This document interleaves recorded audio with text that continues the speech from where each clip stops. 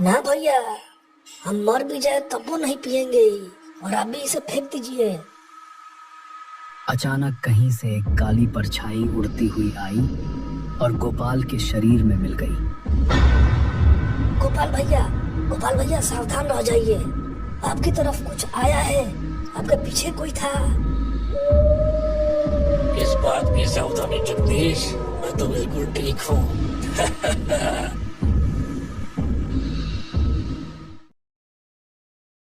कपकपाती ठंड की शाम में गांव की गलियों और रास्तों पर घनी धुंध जम गई है, जैसे हाथ बाहर निकलते ही बर्फ जैसी जम जाए। सड़क किनारे खड़े पुराने पेड़ घने कोहरे में धुंधली परछाइयों जैसे लग रहे थे।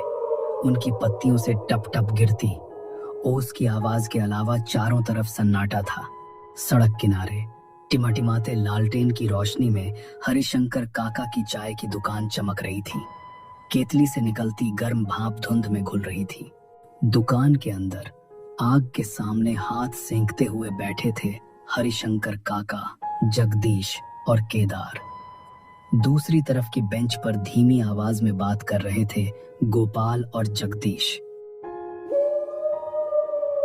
ए सुन रहे हो सब? इस ठंडी रात में उस जुड़वा खजूर के पेड़ों के पास कोई भूल कर भी मत जाना।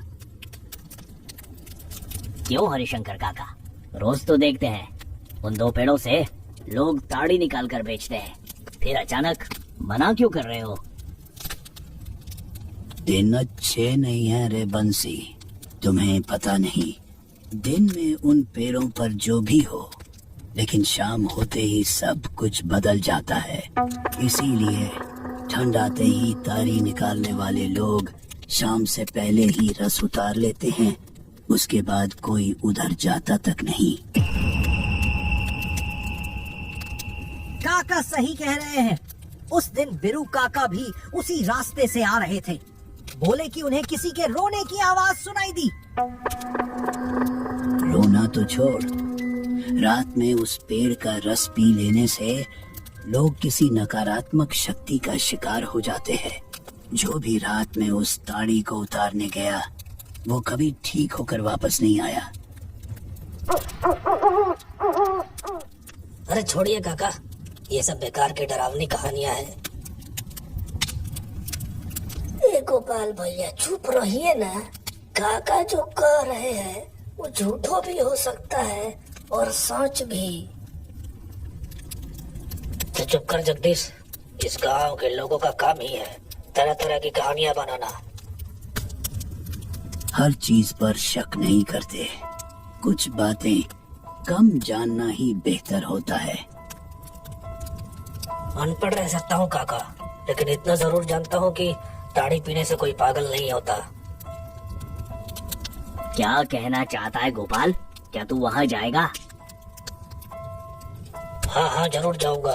आज ही रात उसी पेड़ से ताड़ी निकाल कर आऊंगा। देखता हूँ कौन सा प्रेत मेरा क्या बिगाड़ लेता है। ये तू ठीक नहीं कर रहा गोपाल। जिद मत कर, जरा बड़ों की बात भी सुन ले। मुसीबत आ सकती है, फिर मत कहना कि हमने तुझे रोका नहीं। ए गोपाल भैया छोड़िए ना ये सब। सुन, तू डरपोक है तो मुझे भी डरपोक मत समझ, समझा? आज साबित कर दूंगा कि वहाँ कुछ नहीं है। समझे तुम लोग? मेरा काम था तुम लोग को सावधान करना। मैंने अपना फर्ज निभा दिया। बाकी तुम जानो, तुम्हें जो ठीक लगे करो। फैसला कर लिया है काका, बस चाय खत्म करने दो।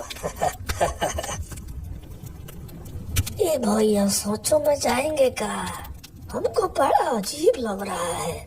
रहने दीजिए ना, मत जाइए। अरे तू चलना मेरे साथ, देखना तू ताड़ी की हांडी उतारने में कितना मजा आएगा। न जाने आज इस गांव की किस्मत में क्या लिखा है, कौन जाने।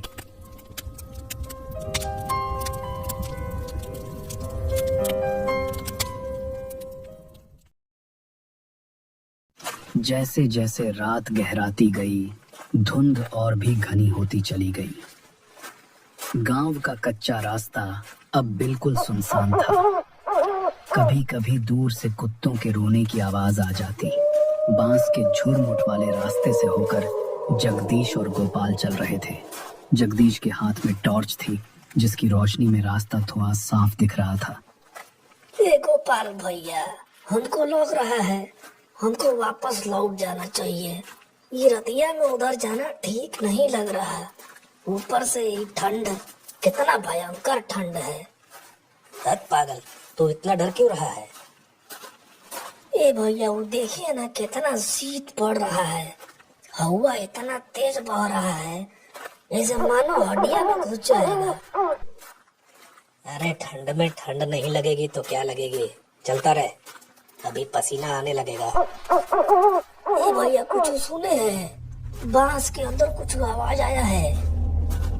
इसकी आवाज है? कोई सियार या जंगली जानवर होगा।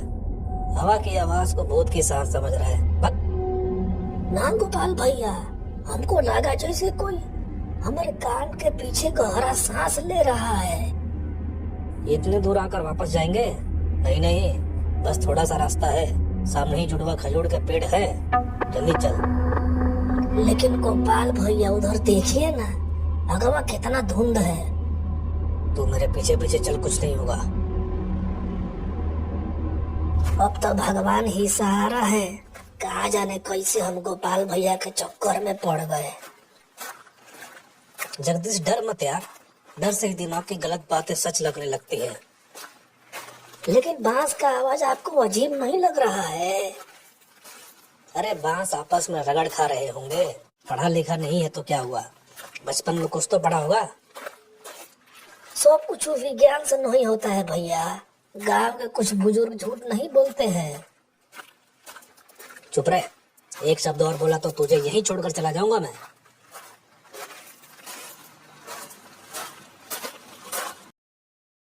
धुंध से ढके मैदान को पार करके आखिरकार वे उस बदनाम जुड़वा खजूर के पेड़ों के सामने खड़े थे। पेड़ों पर पहले से मिट्टी की हांडियां लगी हुई थीं। शायद दोपहर में ही ताड़ी वाले लोगों ने लगा दी थी। देख देख, दोनों पेड़ बिल्कुल ठीक खड़े हैं। यहाँ कोई भूत प्रेत नहीं है। ए भैया, जल्दी करिए, हमको लग रहा है हमको कोई घूर रहा है। सुन जगदीश, तुम नीचे पहरा दे, मैं जल्दी से हांडी उतार कर आ रहा हूँ, ठीक है? ए भैया, ज्यादा देर मत लगाइएगा, हम टार्च आपकी तरफ ही रखूंगा। ज्यादा वक्त बर्बाद किए बिना गोपाल खजूर के पेड़ पर फुर्ती से चढ़ गया। अरे ये हांडी इतनी भारी क्यों लग रही है?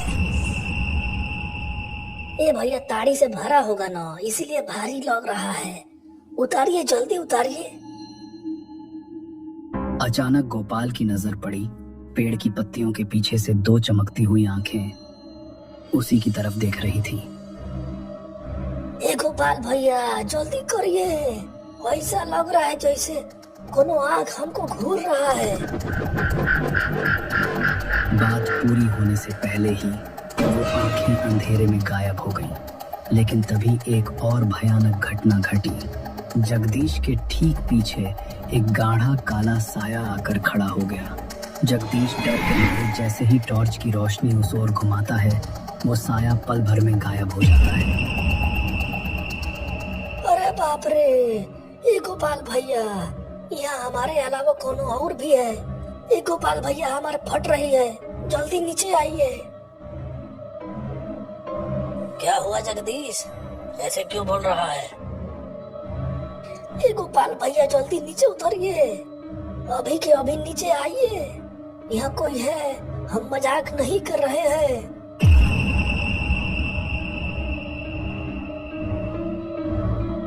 मैंने भी पेड़ के ऊपर कुछ देखा था और उतरते वक्त ऐसा लगा जैसे कोई मेरा हाथ पकड़ने की कोशिश कर रहा हो। ये भैया, हमारा विश्वास कीजिए, हमारे पीछे में कोई खड़ा था। जैसे ही हम रोशनी डाले, आँख के सामने वो गायब हो गया। ये भैया, वो इंसान नहीं लग रहा था। अरे छोड़, शायद हम दोनों की आंखों का धोखा है।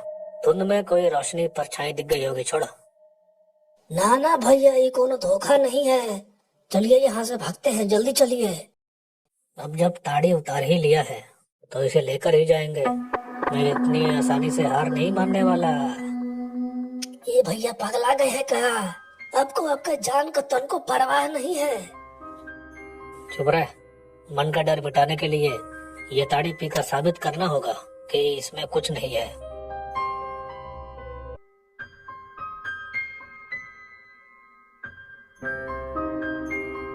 दोनों एक मैदान के बीच घास पर आकर बैठ गए। चारों तरफ खुला मैदान था। हू हू करती बर्फ जैसी ठंडी हवा चल रही थी। मिट्टी के बर्तन में खजूर का रस उड़ेलते ही दिखा कि रस का रंग सामान्य नहीं है, बल्कि गाढ़ा काला लाल है। ये ताड़ी का रंग ऐसा क्यों लग रहा है? क्या ताड़ वालों ने इसमें गुड़ मिला दिया है क्या? खबरदार गोपाल भैया, इस ताड़ी को मुंह मत लगाइएगा। देख नहीं रहा है आपको, बिल्कुल खून जैसा लाल है।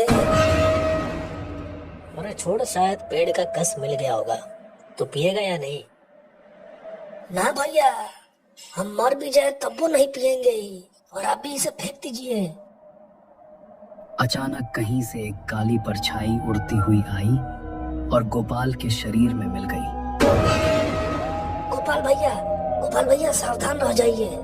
आपकी तरफ कुछ आया है, आपके पीछे कोई था। किस बात की सावधानी जगदीश? मैं तो बिल्कुल ठीक हूँ। तू नहीं जानता शिवनारायण, तूने मुझसे मेरी मोहब्बत क्यों छीन ली? ये भैया आपका दिमाग खराब हो गया है क्या? शिव नारायण कौन है यहाँ? हम तो जगदीश हैं। आज मैं तुझे छोड़ने वाला नहीं हूँ। ये जहरीला ताड़ी तुझे पीना ही होगा आज। अरे बाप, ये गोपाल भैया नहीं है। जरूर कौन चीज इसे अपने कब्जा में ले लिया है। कहाँ जाएगा तू? आज इसी मैदान में तेरा आखिरी दिन है।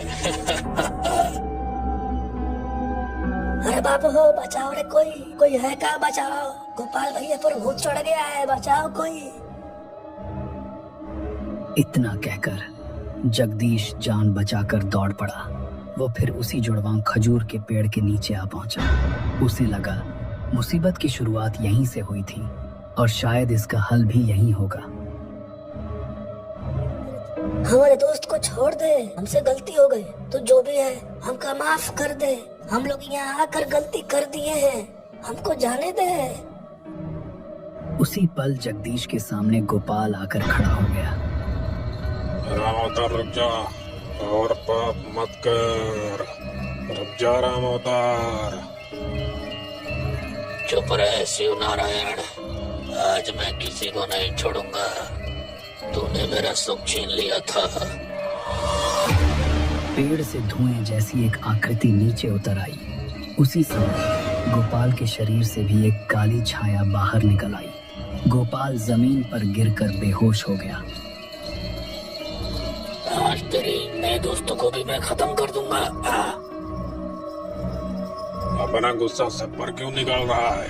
मुझे मार कर भी तुझे चैन नहीं मिला। उसी पल धुएं जैसी आकृति ने जगदीश को धक्का देकर दूर फेंक दिया। जगदीश जमीन पर गिर पड़ा और उसका सिर फट गया। अरे बाप रे बाप, अरे हमारा सर फाड़ दिया।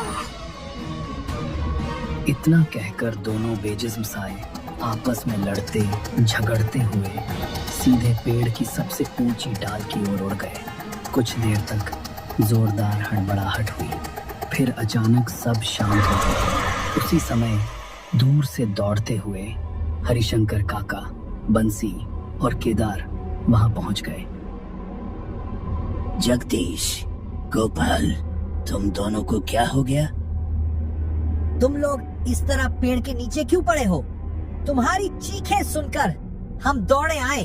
अरे जगदीश भाई का सिर फट गया है, खून बह रहा है। और गोपाल भाई, अरे इसे क्या हो गया? मैं यहाँ क्यों हूँ? मेरे पूरे शरीर में इतना दर्द क्यों हो रहा है? मुझे पता था कि कुछ न कुछ ऐसा ही होगा। वो आज भी शांत नहीं हुए। कौन काका? आप किसकी बात कर रहे हो? शिवनारायण और रामोदार। बहुत साल पहले वो दोनों जिगरी दोस्त थे।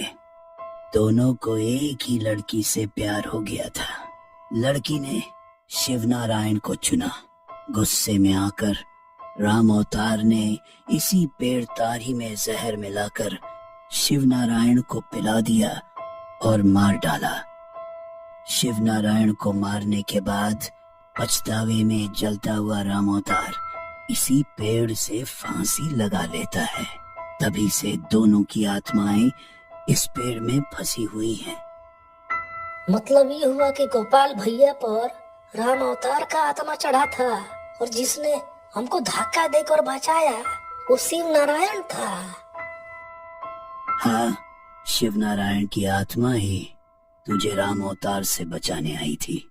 चलो अब घर चलकर तुम्हारे जख्मों का इलाज करना होगा और याद रखना, अब कभी रात में इस तरफ मत आना। भोर होने वाली थी। ठंड और भी तेज हो गई थी। बर्फीली हवा में सब कांप रहे थे।